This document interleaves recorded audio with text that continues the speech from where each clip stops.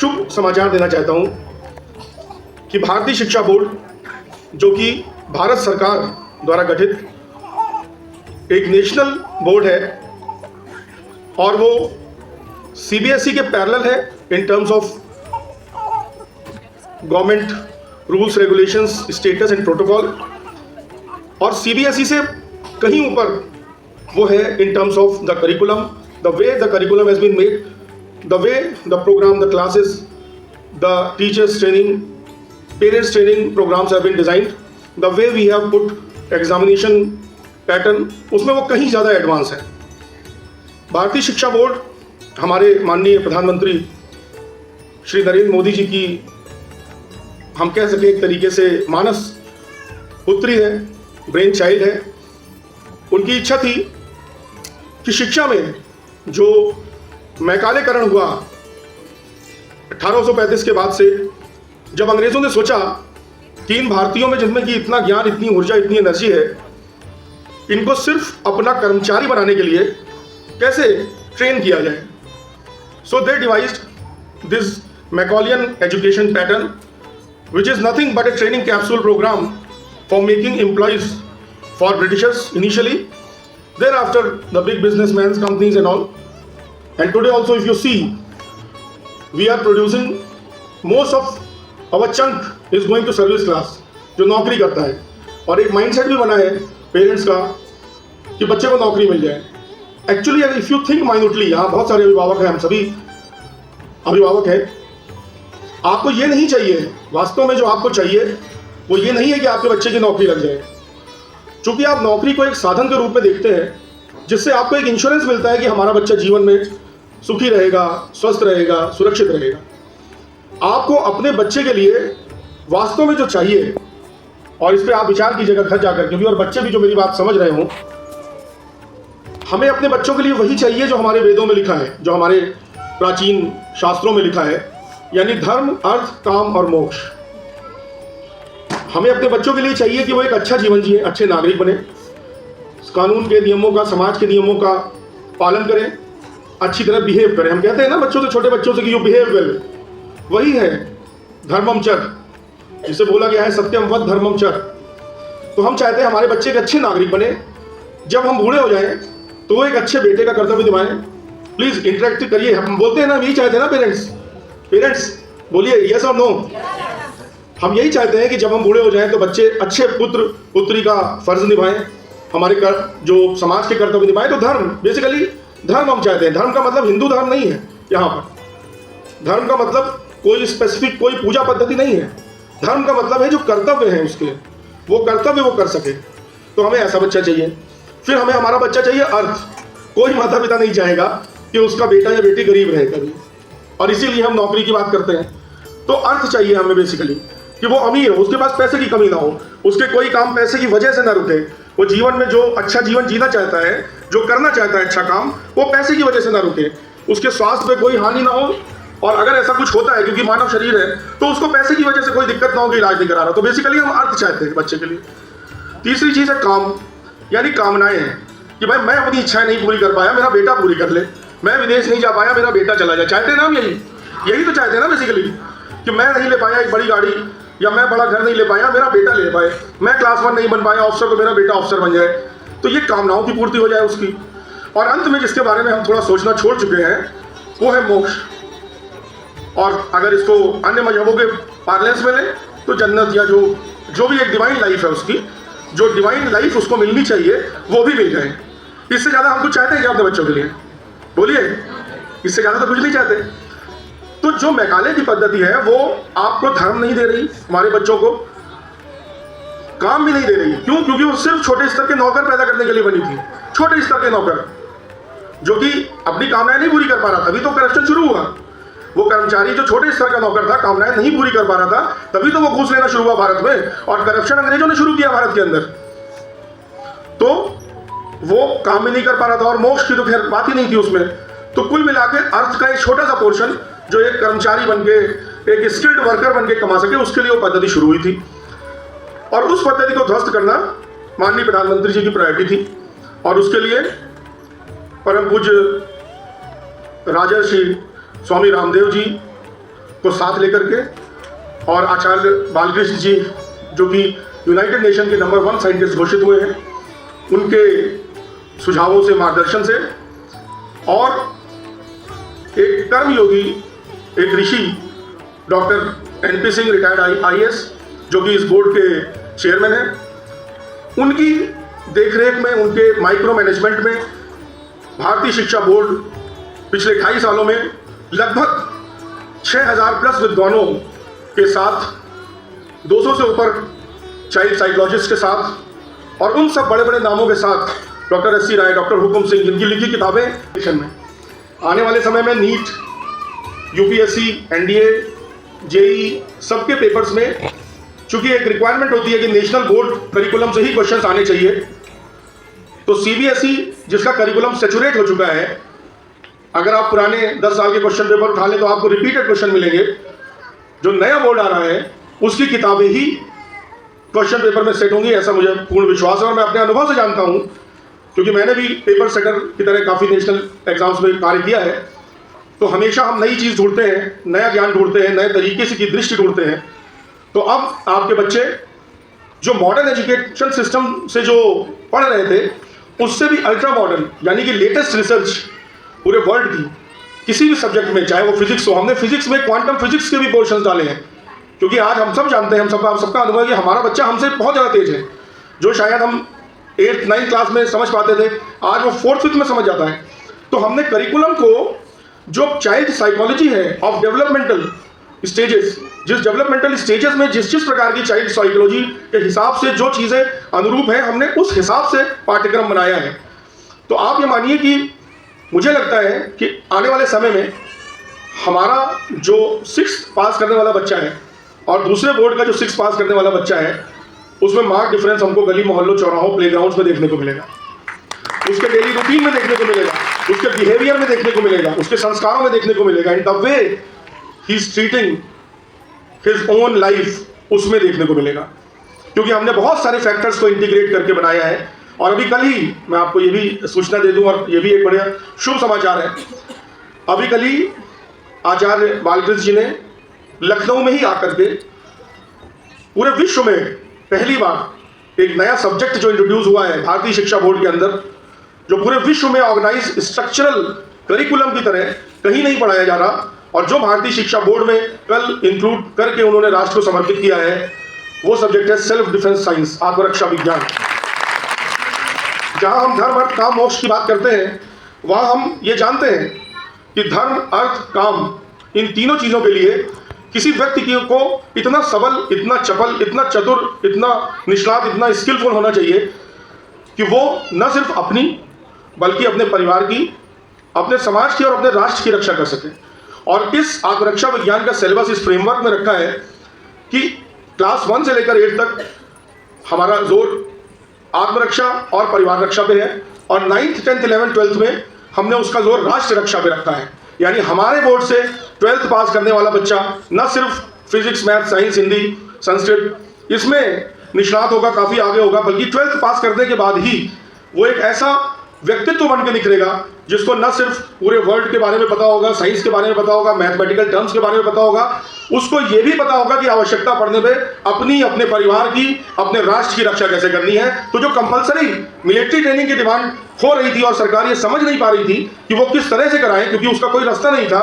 बच्चों को एजुकेशन चाहिए होती है, उसके बाद 12th के बाद कॉम्पिटेटिव एग्जाम, फिर उनकी अपनी भी लाइफ है, तो उसमें वो चीज़ को कैसे फिट इन करें समझ में नहीं आ रहा था। उस कमी को पूरा इस पाठ्यक्रम ने भारतीय शिक्षा बोर्ड में कर दिया है।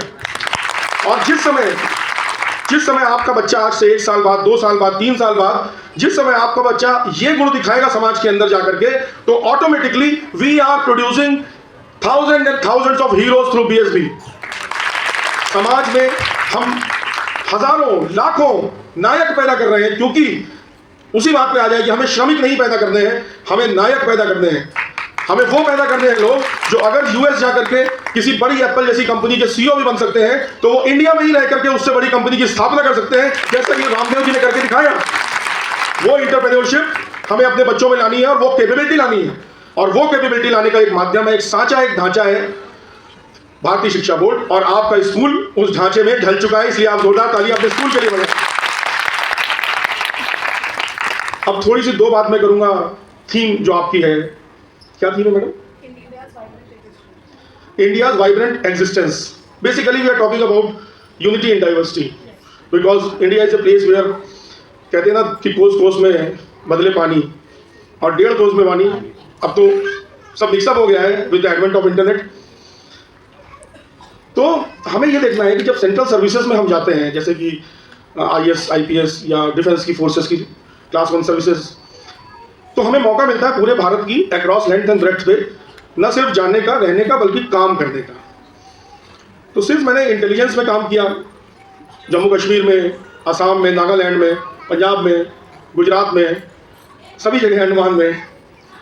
तो ये जो यूनिटी इन डाइवर्सिटी कहने की बात आज कई लोगों को लग सकती है कि ये कहने की बात है, लेकिन वास्तव में हमारे भारत की सबसे खूबसूरत चीज़ अगर कुछ है तो वो यूनिटी एंड डाइवर्सिटी है। और ये यूनिटी एंड डाइवर्सिटी इसलिए है क्योंकि भारत ने अपने प्रतीकों को जीवित रखा है। आज इस तिरंगे को देख करके कश्मीर के नौजवान में भी उतना ही जोश आता है जितना कि अंडमान के नौजवान में। ये प्रतीक हैं जो हमें एक करते हैं। आज हमारे धार्मिक प्रतीक जो हमको हमारी हजारों साल, लाखों साल पुरानी सभ्यता और संस्कृति से जोड़ते हैं, वो प्रतीक ही हमको जीवित रखें, एक रखें। आज साउथ के व्यक्ति को लगता है कि मैं काशी दर्शन करके आऊं, और यहाँ के व्यक्ति को लगता है मैं तिरुपति जाऊं और दर्शन करूं। ये प्रतीक हमें जीवित रखते हैं। और मुझे लगता है कि ये कहना अतिशयोक्ति नहीं होगी कि संपूर्ण राष्ट्र को एकीकृत करने के लिए एक नया प्रतीक जो अब आया है, जो प्रधानमंत्री जी और स्वामी रामदेव जी के उद्यम से आया है, वो नया प्रतीक है भारतीय शिक्षा बोर्ड, जो कि जम्मू कश्मीर से लेकर अंडमान निकोबार तक और नागालैंड, अरुणाचल प्रदेश से लेकर के पंजाब और गुजरात तक एक ही सिलेबस जारी करके प्रांतीय भाषाओं में और अंग्रेजी भाषा में हर भाषा माध्यम से एक ही सिलेबस, एक तरह के मूल्य, एक तरीके की संस्कार, एक तरह की शिक्षा सब बच्चों में डालेगा। तो ये एक ऐसा प्रतीक, एक आइकन बन गया है जो यूनिटी इन डाइवर्सिटी को और भी मजबूत करेगा। तो आपकी थीम मुझे बहुत अच्छी लगी, इसलिए भी कि आज आपका विद्यालय ने एक स्टेप और आगे लिया है to ensure the unity in diversity of our country. अब मैं थोड़ी सी दो बातें पेरेंट्स से कहना चाहूंगा। देखिए, ऐसा है कि हमारा सिलेबस और कोई भी सिलेबस वो यही समझ के बनता है और यही हमारा एम रहता है कि जितने भी कॉम्पिटिटिव एग्जाम्स हैं हमारे बच्चे उसमें पीछे ना हों। यानी कि एक ऐसी शिक्षा पद्धति जो आपके अंदर सिर्फ संस्कार डाल रही है लेकिन आपको प्रतियोगी परीक्षाओं में सफल नहीं बना रही, उसे हम उचित नहीं मानते। तो हमने जो भारतीय शिक्षा बोर्ड में जो मॉडल रखा है वो ऐसा है कि आपके बच्चे कॉम्पिटिटिव एग्जाम में तो 100% एज ले ही जाएंगे। साथ ही वो ऐसे बच्चे नहीं बनेंगे जो डॉक्टर, इंजीनियर या बड़े बड़े आर्किटेक्ट या बड़े ऑफिसर बनने के बाद पेरेंट्स को भूल जाएं। यानी कि आधुनिक शिक्षा और हमारे जो प्राचीन संस्कार और ज्ञान परंपरा, हमने उसको जोड़ करके ये सिलेबस बनाया है। हमारा बच्चा जहां मॉडर्न ट्रिग्नोमेट्री के कॉन्सेप्ट्स पढ़ेगा, वो AI के एल्गोरिदम्स पढ़ेगा, वहीं पर वो ये भी जानेगा कि किस प्रकार संस्कृत कैन बी यूज्ड और rather is being used to create complex AI algorithms. कोई भी टेक्नोलॉजी अगर किसी भी देश में रिवॉल्यूशनरी आती है तो सबसे पहले वो डिफेंस में आती है। आपको जान के आश्चर्य होगा कि जो टेक्नोलॉजी आज यूज़ हो रही है सिविल डोमेन में, कम्युनिकेशन की या AI की, वो टेक्नोलॉजी डिफेंस में पिछले 15 साल से यूज़ हो रही है। AI को आज समाज जान रहा है, आज समाज कह रहा है AI होगा तो टेक ओवर हो जाएगा, AI का हमला, AI का वो। हम लोग 14 साल से उसी AI के सिस्टम्स में काम कर रहे हैं। तो हमें पता है कि जो करिकुलम हमने डिज़ाइन किया है वो वैसे ही बच्चे बनाएगा जो फ्यूचरिस्टिक चीज़ों को देखेंगे। संस्कृत को हमने क्लास 1 से इसीलिए एक कंपलसरी सब्जेक्ट डाला है क्योंकि जब रिसर्चेस हुई और उन रिसर्चेस की रिपोर्ट्स आपके पास इंटरनेट पे मौजूद है, you can actually do your own research also. तो जो लर्निंग एबिलिटी होती है बच्चे की वो मैक्सिमम होती है 6-7 साल की उम्र तक। फिगर का मैं आपको अगर अंदाज़ा दूं तो एक क्लास 1 का बच्चा लगभग 40,000 शब्द प्रतिदिन सीखने की क्षमता रखता है। 40,000 शब्द। और वही बच्चा जब 10 साल का हो जाता है, 12 साल का हो जाता है, तो वो क्षमता घट के कुछ 100 शब्द में आ जाती है। और वही बच्चा जब और बड़ा होता है, जब वो युवावस्था की तरफ बढ़ता है, 11th-12th में पहुंचता है, तो वो बहुत कम हो जाती है। इसीलिए संस्कृत क्लास 1 से पढ़ने वाले बच्चे, उन्हें कोई भी प्रॉब्लम संस्कृत में नहीं होगी। और इसीलिए संस्कृत क्लास 1 से रखती है कि एक स्मूथ सेलिंग, जो क्लास 5 से 6 से इंट्रोड्यूस करने में बच्चे घबराते थे, एक स्मूथ सेलिंग बच्चों की हो सके। और एआई एल्गोरिदम जो फ्यूचर है, जो प्रोग्रामिंग जो फ्यूचर है, कल को अगर ये कंपलसरी हो जाए तो आप आश्चर्य मत समझिएगा कि all software programmers who are doing high level complex design multifunctional AI algorithms, they have to be Sanskrit qualified. This is going to happen in the world. India might do it or not do it. Let me tell you, India might do it or not do it. This is going to happen under the aegis of NASA and USA and other Russia and other things. Okay, तो ये होने वाला है। और इसीलिए उस futuristic को ध्यान में रखते हुए हमारे बच्चे क्लास 1 से एक महज सरल, क्लास 1 के बच्चे को तो आप सरल तरीके से सिखाएंगे ना, तो एक सरल तरीके से जब वो ग्रेजुअली बढ़ेंगे तो आपका बच्चा 12th से निकलने के बाद वो संस्कृत में भी उतना ही प्रवीण होगा जितना हिंदी में, उतना इंग्लिश में। और वो जब सफल होगा, एक सफल उद्यमी बनेगा, सफल डॉक्टर, इंजीनियर, ऑफिसर बनेगा, तो वो आपको भी नहीं भूलेगा, संस्कारों को भी नहीं भूलेगा, राष्ट्र को भी नहीं भूलेगा। और ये आपको बताना इसलिए आवश्यक था क्योंकि कोई भी चेंज, जैसा कल एनपी सर ने भी बोला, और एक बहुत फेमस पुस्तक है हु मूव्ड माय चीज, जो आप लोग पढ़िएगा उसको कभी, बहुत अच्छी किताब है। कोई भी चेंज एक्सेप्ट करना बहुत मुश्किल होता है, करेज चाहिए उसके लिए। जैसे जैसे उम्र हमारी बढ़ती जाती है, हम चेंज नहीं एक्सेप्ट कर पाते, लेकिन कुछ चीज़ों में हमें भरोसा करना होता है, कुछ चीज़ों में हमें खुद रिसर्च करके सोचना समझना पड़ता है। भारतीय शिक्षा बोर्ड आज आपके सामने सारी पुस्तकें आएंगी, सब आएंगी। मेरा यह अनुरोध है कि आप सब अपनी रिसर्च करें, आप अभी भरोसा करें हमारे ज्ञान कौशल पे, प्रधानमंत्री पे, या नेशनल एजुकेशन जो लोग जुड़े हुए मिनिस्ट्री ऑफ एजुकेशन के, जो भी चीज़ आई है वो बेहतर होगी। लेकिन आप किताब को स्वयं खोलें, बच्चे को उसे पढ़ें, उसे समझें, और जो भी आपको लग रहा है कि वहाँ पर इम्प्रूवमेंट हो सकता है, वैसे ऐसा है नहीं, क्योंकि हमने कई लेयर्स उसमें देखी हैं। लगभग मैंने बताया 6 से 7 हज़ार विद्वान लगे उन पुस्तकों को बढ़ाने में, लेकिन स्टिल हमारी किताबें और अन्य बोर्ड से उसकी जो रिव्यू फ्रीक्वेंसी है इज क्वाइट हाई। तो आप जो चाहेंगे वो उसमें ऐड डिलीट भी हो सकता है अगर वो जस्टिफिएबल पाया गया तो। और इसीलिए एक और यूनिक चीज़ हमारे बोर्ड की है कि हमारे बोर्ड में जो भी हमारे बीएसबी से संबद्ध स्कूल है, जैसे ये है, टीचर्स की ट्रेनिंग के साथ साथ पेरेंट्स की ट्रेनिंग भी बोर्ड द्वारा कराई जाएगी निःशुल्क।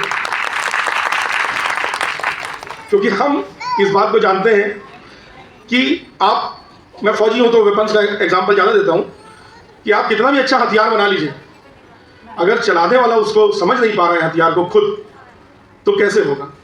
तो आप कितनी भी अच्छा पाठ्यक्रम बना लीजिए, अगर टीचर उसकी जिस्ट को, उसकी आत्मा को, उसकी स्पिरिट को नहीं समझ पाए और पेरेंट्स उसको नहीं समझ पाए, तो वो उतना सार्थक नहीं होगा। सार्थक तब भी होगा क्योंकि मरा हाथी भी जो है लाख का होता है। हमने ऐसा बना दिया है, जाइंट एक ऐसे रिवॉल्यूशन ला दिया है कि वो मरा हाथी भी लाख का होता है कि तरह अगर सिर्फ कोई उसको पढ़ेगा तो भी बहुत लाभ मिलेगा, लेकिन उसका पूरा लाभ लेने के लिए टीचर्स की और अभिभावक की दोनों की ट्रेनिंग होनी चाहिए।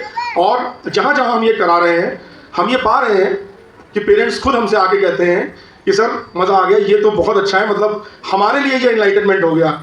तो आने वाला समय बहुत अच्छा है इस विद्यालय के लिए, भारत की शिक्षा के लिए, और आप सब इस रिवॉल्यूशन का पार्ट बने हैं आज। तो आज़ादी की लड़ाई लड़ने का सौभाग्य तो नहीं मिला, लेकिन शिक्षा की आज़ादी की लड़ाई लड़ के आप सब सफल रूप से उसको और आगे बढ़ाएंगे, ऐसा मेरा पूर्ण विश्वास है। अंत में मैं बच्चों के लिए 2 शब्द कहना चाहूँगा। बच्चे हैं यहाँ पर, सब बच्चे बैक स्टेज हैं, बातें कर रहे हैं।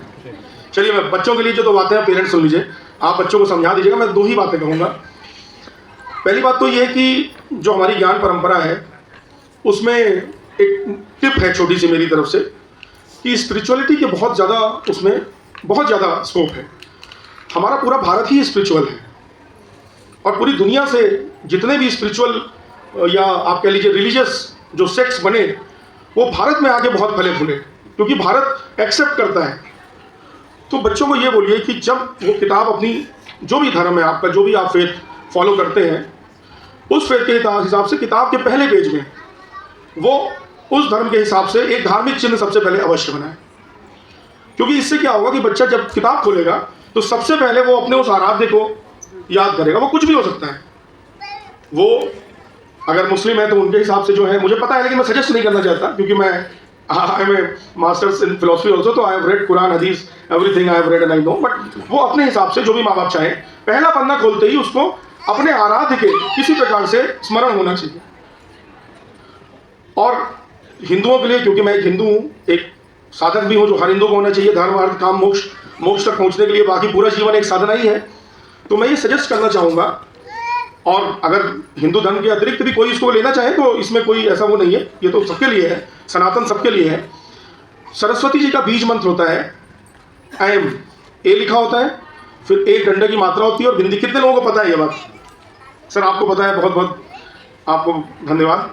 तो ये ऐम होता है, यानी ए लिखा है, उसमें एक मात्रा लगी और एक बिंदी। ये सरस्वती जी का बीज मंत्र है। थोड़ा नेट पे जाके इसको सर्च कीजिएगा, थोड़ा स्वयं पढ़ लीजिएगा इसके बारे में। और ये शिक्षकों के लिए, ये बच्चों के लिए, हर उस व्यक्ति के लिए, कवियों के लिए, साहित्यकारों के लिए, जो माँ सरस्वती के आराधना करते हैं, जो माँ सरस्वती के राह पे चलते हैं, उनके लिए ये समझ लीजिए मास्टर स्ट्रोक है। और बहुत वर्षों तक ये मंत्र गुप्त रहा, बहुत कालों तक इस मंत्र को खोलने की इजाज़त नहीं थी। लेकिन चूंकि कलयुग में, जिनको पता है, हमारी सनातन संस्कृति में, सनातन में कलयुग में मंत्र बताए जा सकते हैं, खोले जा सकते हैं पब्लिकली। तो ये एम का जो शब्द है, उसका एम प्रोनाउंसिएशन होता है, ये जरूर लिखवाइए। इससे 2 लाभ होंगे। आप सुन रहे हैं मेरी बात? कोई सो रहा है? अगर कोई सो भी रहा है तो 10% सबकॉन्शियस में जाएगा। तो जो एम लिखेंगे उससे 2 लाभ होंगे। पहला लाभ तो ये होगा कि ये माता सरस्वती का बीज मंत्र है, तो पुस्तक खोलते ही सरस्वती माँ की तरफ आपकी आराधना चली जाएगी। और स्थूल रूप में उस मंत्र का जो पूरा रूप है, उस रूप में आप ये प्रार्थना करते हैं माँ सरस्वती से कि इस ज्ञान से मुझे परिपूर्ण कर दीजिए। और पूरा विश्व, आपको ये बातें अभी जिसने रिसर्च नहीं की उसको लग रही होगी, but since I am involve with many things like parapsychology, psychological research, doing projects with DRDO, I am doing it, lot of things I am doing, because जो कुछ मैंने जीवन में सीखा है अपने समाज के लिए उसको डाल रहा हूँ। तो इस पे क्वांटम फिजिक्स की बहुत सारी रिसर्चेज हुई हैं, and now it is established fact. इसको भी आप सर्व कर लीजिएगा गूगल में जाकर के, कि इट इज एस्टेब्लिश्ड फैक्ट कि हमने जो वेदों में कहा, तन्मे मना शुभ संकल्प मस्तु, संकल्प के बारे में जो हमने बात की थी, जो विचारों के बारे में हमने बात की थी, जो हमने बोला था सूर्य चंद्र मसोदाता यथा पूर्वम कल्पयति दिवम च पृथ्वी अंतरिक्ष मध्वम स, यानी उसके संकल्प से सब बना। तो वो संकल्प, उस विचार की जो बात हुई थी, उस संकल्प और उस विचार की बात ही यहाँ पर क्वांटम फिजिक्स कह रहा है आज की डेट में, कि आपकी जो फ्रीक्वेंसी है वो आपका फ्यूचर बनाती है। आप जाके मैनिफेस्टेशन के बारे में रिसर्च कीजिए एक बार, आप जाकर के effect of your thoughts in your life के बारे में सोचिए। तो जब बच्चा पहली किताब खोलेगा, तो जब वो ये आराधना करेगा, हे सरस्वती माता ये ज्ञान मुझे मिले, तो वो फ्रीक्वेंसी कहीं ना कहीं वाइब्रेट करके ब्रह्मांड में उसको फल देगी। That is what. और दूसरी बात यह कि जब वो एम लिखेगा तो उसको इंग्लिश का एम भी याद आएगा। आएगा कि नहीं आएगा? आप लोग सुन रहे हैं कि विचारों में डूब गए? तो क्या याद आएगा? इंग्लिश वाला AIM।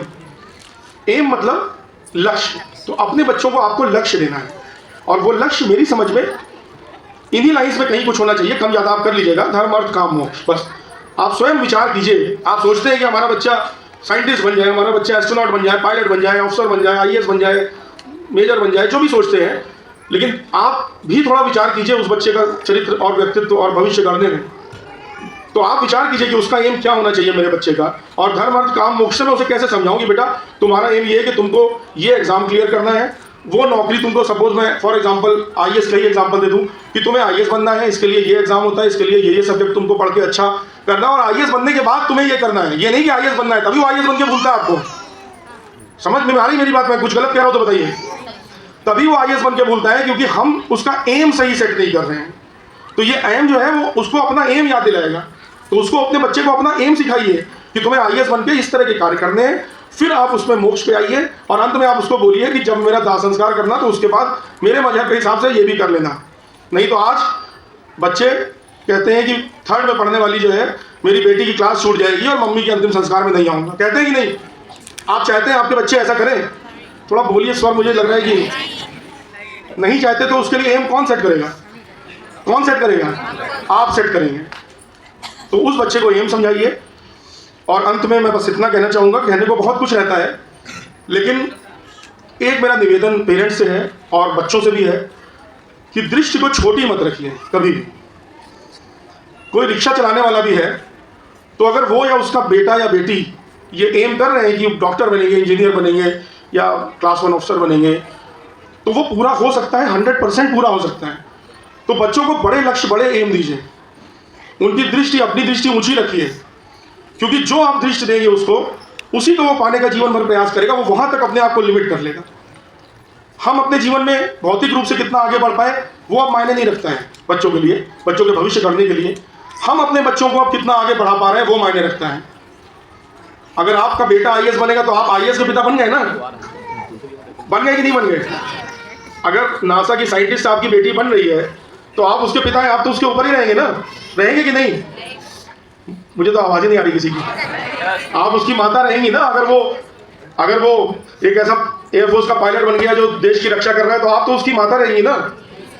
हमारे यहाँ जब किसी के पेरेंट्स फॉरेन में आते थे, फील्ड लोकेशन में हम लोग थे, ऑपरेशंस चल रहे थे, तो अगर किसी के पेरेंट्स आ गए, माता पिता आ गए, या फॉर दैट मैटर घर के एल्डरली आ गए, तो कितने सीनियर ऑफिसर्स भी उनको रिस्पेक्ट देके खड़े होते हैं, पैर भी छूते हैं, प्रणाम भी करते हैं। कोई नहीं पूछता कि आप क्या थे। क्यों? क्योंकि आपके जीवन के उत्तरार्ध में आपकी आइडेंटिटी आपके बच्चे डिसाइड करते हैं। कौन डिसाइड करता है? बच्चे डिसाइड करते हैं। तो आप भी ये मत सोचिए कि मैं अब 45 का हो गया हूं, अब तो मेरा जीवन खत्म, अब एस्पिरेशन नहीं। अरे एस्पिरेशन करो ना, एस्पिरेशन करो कि डॉक्टर का बाप बनूंगा मैं, एस्पिरेशन करिए कि मैं पायलट का बाप बनूंगा, मैं आईएएस का बाप बनूंगा, मैं एस्ट्रोनॉट का बाप बनूंगा। लेकिन उस एस्पिरेशन से बस ध्यान ये देना है कि उस एस्पिरेशन के चक्कर में हमको जीवन का संतुलन नहीं खोना है। और जीवन का संतुलन तब बिल्कुल नहीं खोएगा जब आप धर्म, अर्थ, काम, मोक्ष के उस सांचे पे, उस पैरामीटर में एम को एक बार डिफाइन कर लेंगे, अपने मन में भी और बच्चों के मन में भी। और वो संतुलन ना खोने पाए, इसके लिए एक और सांचा आपके पास तैयार हो गया है, जो इस विद्यालय को भी मिल गया है, और वो सांचा है बीएसबी का पाठ्यक्रम। तो यहां से सारी बातों को लपेटते हुए अंत में एक एडवाइस देते हुए मैं ये अपनी वार्ता समाप्त करूंगा। बहुत लंबी हो गई होगी शायद, मुझे नहीं पता, लेकिन ये जो मैं आपको एडवाइस दे रहा हूं इसको आप समझिए और बच्चे को समझाइए। क्योंकि जीवन में सफलता के लिए ये एक मूल मंत्र है, जो मूल मंत्र हम सर्जिकल स्ट्राइक से लेकर के एक छोटा सा काम करने तक में इसमें इस्तेमाल कर सकते हैं और करते हैं। और वो मूल मंत्र है, आप लोग सुन रहे हैं ध्यान से, वो मूल मंत्र है, खुद भी समझिए, बच्चे को भी समझाइए कि there is a gap between stimulus and response and our success depends on how we use that gap. यानी कि एक कोई एक्टिविटी होती है, उसकी आप एक रिएक्शन करते हैं। आप सड़क में जा रहे हैं, आपको पीछे से बाइक ने टच कर दिया तो स्टिमुलस हो गया, इसको साइकोलॉजी में स्टिमुलस कहते हैं। और आपने जैसा भी रिस्पॉन्स किया उसको रिस्पॉन्स कहते हैं। तो अगर आप उस स्टिमुलस और उस रिस्पॉन्स के बीच का एक छोटा सा माइन्यूट सा गैप आप उसको यूटिलाइज कर लेंगे, आप उसको अगर ठीक से समझ लेंगे, एनालाइज कर लेंगे, तो जो आपकी रिस्पॉन्स होगी वो वेल कैलकुलेटेड रिस्पॉन्स होगी, जो आपको 100% सक्सेस की तरफ ही ले जाएगी। और इसी को विवेक जागृत होना कहते हैं। In today's world intelligence is common but wisdom is rare. Wisdom नहीं है, वो विजडम डेवलप कीजिए। बच्चा अगर आपको बोल रहा है, आप घर से ऑफिस से थक के आ रहे हैं, बच्चे ने बोला पापा घूमने जाना था, आप लेट हो गए, वो स्टिमुलस हो गया। उसकी रिस्पॉन्स आपको जो देनी है, एक गैप है उसमें, उसको यूज करना सीखिए। और जब आप उसको यूज करना सीखने लगेंगे तो गैप बढ़ता जाएगा। हम लोग जब जाते हैं एरियल मिशंस में और जब एक्चुअल लाइफ एंड डेथ की सिचुएशंस होती है, तो उस समय हमारे पास जीवन और मृत्यु के बीच में 1 सेकंड से भी कम समय रहता है। 1 सेकंड से भी कम। हमको 1 से 1.5 सेकंड में 5-5, 6-6 डिसीजंस लेने होते हैं, जिसको कैटेगराइज करना होता है वेल डिफाइंड प्रायोरिटीज में, और उस डिसीजन के हिसाब से एक्शन लेना होता है। तो इसी गैप को, ये आपको मैं मिलिट्री सीक्रेट बता रहा हूँ कि इसी गैप को यूज कर करके हमने वो कैपेबिलिटी डेवलप कर ली है कि 1 सेकंड में हम इतनी सारी चीजें कर सकते हैं। अगर मैं फ्लाई कर रहा हूँ फाइटर को, तो मुझे पता है कि इस तरफ से भी मिसाइल आ रही है, इधर से भी आ रही है, सामने मेरा ऑब्जेक्टिव है, उधर मेरा बडी है, उधर फ्रेंडली है। 1 सेकंड में मुझे डिसीजन लेना है कि मुझे जहाज को किधर ले जाना है, किस पे लॉन्च करना है, किस पे शेफ्स फेंकनी है, किस पे फ्लेयर डालनी है, किसको मुझे ईसीएम यूज करना है, वो 1 सेकंड में डिसाइड करना है मुझको। और मैंने अगर वो गलती कर दी तो मैं गया। और जब मैं सीनियर हो जाता हूँ, जैसे हम लोग सीनियर होने के बाद हमारे एक कमांड पे न जाने कितनी लाइफ डिपेंड करती थी, इन 2 seconds you will lose 16-17 life, और एक सेकंड के में गलत निर्णय में। तो वो होता संभव कैसे है? वो इसी गैप को यूज करके होता है, स्टिमुलस और रिस्पॉन्स। जब आप घर आ रहे हैं, बच्चा कुछ कह रहा है, वो स्टिमुलस है, वाइफ कुछ कह रही है, स्टिमुलस है, पति कुछ कह रहे हैं, स्टिमुलस है, आप जो बोल रहे हैं वो रिस्पॉन्स है। उसके बीच का छोटा सा सेकंड, मतलब अभी माइक्रो सेकंड होगा, उसको यूज कीजिए और विचार कीजिए कि मैं मुझे क्या कहना चाहिए। उसको यूज करिए कि नहीं, ये क्यों हो रहा होगा, ये क्यों ऐसा कह रहा है। बच्चे को समझिए, बच्चे को मोबाइल में मत डालिए, बच्चे को समझिए। और सिमिलरली जो माताएं हैं, उनका रोल तो सबसे ज़्यादा बच्चे को करने में है। बच्चे को समझिए, स्टिमुलस और रिस्पॉन्स, और बच्चे को समझाइए। आज मैं यकीनन कह सकता हूँ कि मैं हर पेरेंट से पूछूंगा और सभी कहीं ना कहीं स्वीकार करेंगे कि हम उतने जिद्दी नहीं थे जितना जिद्दी हमारा बच्चा है। सही बात है कि नहीं? वो यही बोलेगा हमें तो पापा आगे दिखाते थे और अब देखिए बच्चे सुनते नहीं है। होता है कि नहीं? क्योंकि हमने बच्चे को सिखाया ही नहीं है कि बेटा स्टिमुलस और रिस्पॉन्स को कैसे यूज करते हैं। ऐसे केस हुए हैं कि बर्थडे के दिन मम्मी पापा ने बच्चे का गिफ्ट ला करके रखा जो उसको चाहिए था। सपोज उसको साइकिल चाहिए थी, माँ बाप ने रखा, सोचा सरप्राइज देंगे। घर में बच्चे ने पूछा, गिफ्ट नहीं आया, उन्होंने कह दिया बेटा इस बार नहीं ला पाए, अगली बार देंगे। बच्चा जाके बालकनी से कूद गया तुरंत। आप समझिए सीरियसनेस। वो लाए हुए पैक्ड रखे हैं, they are just playing, they are just, it's quite normal thing. हम सरप्राइज देते हैं, इट्स क्वाइट नॉर्मल। बट बच्चे को पता ही नहीं कि स्टिमुलस और रिस्पॉन्स के बीच में जो गैप है वो कैसे यूज करना है। वो जर्की हो रहा है, रिएक्टिव हो रहा है। बच्चे को समझाइए, और सबसे अच्छा आप तब समझा सकते हैं जब आप खुद समझें। समय बहुत हो गया है, मुझे लगता है नींद भी आ रही होगी। बच्चों ने प्रोग्राम बहुत अच्छे जो मैंने देखे, बहुत एक्सीलेंट। मैं आपको बहुत बहुत बधाई, शुभकामनाएं देना चाहूँगा। मैं लोगों से बात कर रहा था, स्कूल स्टाफ की इतनी कम संख्या जिसमें आपने इस तरह का प्रोग्राम करा दिया। बड़े बड़े स्कूल्स और बच्चों ने इतनी मेहनत की, इतने अच्छे सिंक्रोनाइज स्टेप्स, और एक बच्ची का तो माला भी गिर गया टूट के, बट शी कंटिन्यूड। उसको पता है कि जो बीत गई सो बात गई, जो बीत गई सो बात गई। She continued. ये दिखाता है कि आप संस्कार भी अच्छे दे रहे हैं। और इसी के साथ मैं अपना संभाषण समाप्त करूंगा। प्रोग्राम आप लोग कंटिन्यू रखिए, मैं बैठूंगा बीच में, थोड़ी देर बाद मैं क्षमा मांग के मैं चला जाऊंगा। और पेरेंट्स को बीएसबी के संबंध में अगर कुछ भी जानकारी करनी है तो नंबर हमारी हेल्पलाइन का, हमारे पदाधिकारियों का स्कूल में है। और वैसे भी अगर आप नोट करना चाहें, मैं नंबर बोल देता हूँ, आप नोट कर सकते हैं। हेल्पलाइन नंबर सिर्फ व्हाट्सएप के लिए, आप व्हाट्सएप कीजिएगा। कोई भी स्कूल्स के अगर एफिलिएशन या कुछ भी होना है आपके परिचय में, तो वो आप हमसे संपर्क कीजिए। 9170601008 9170601008। इस पर कॉल मत कीजिएगा, आप व्हाट्सएप करके उसमें लिख दीजिएगा, आपको कॉल बैक जो भी उचित अधिकारी होगा वो कर लेगा। और अगर मुझसे किसी को बात करनी है तो वो भी लिख दीजिएगा, फिर हम चर्चा भी कर लेंगे। और इसी के साथ सभी को प्रणाम करते हुए, क्योंकि भारतीय संस्कृति में शारीरिक age is just a number, हम सब पुरातन वही हैं, एकम ब्रह्म द्वितीयो नास्ति। तो सभी को प्रणाम करते हुए मैं मंच छोड़ता हूँ। मंच आपका है। धन्यवाद। प्रणाम।